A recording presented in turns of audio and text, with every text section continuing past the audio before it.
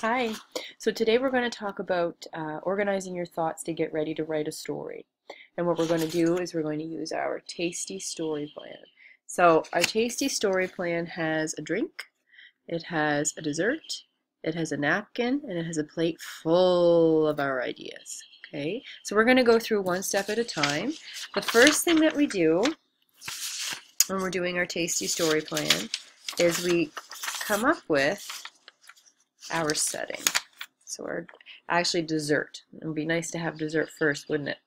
So our setting is just the idea of where our story is going to be taking place. At the bottom of the ocean, at your house, in the desert, in outer space, or in a land that you created. Okay, so where is it happening? And there might be a few different things in here because throughout the story, the setting may change. Okay, all right, so over here, we're going to go to our drink.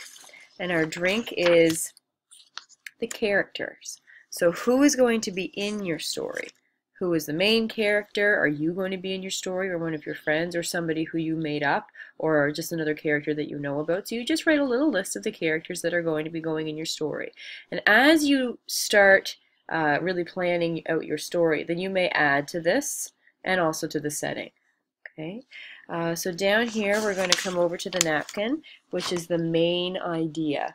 So what is the main idea? Is somebody saving somebody from something scary? Is it a book where somebody goes on an adventure? So this is the main idea of what's going to happen in your story.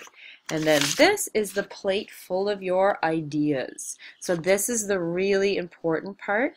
And right here you'll see a B, an M, and an E, and that means beginning, middle, and end, because we know all stories need to have a beginning and a middle and an end.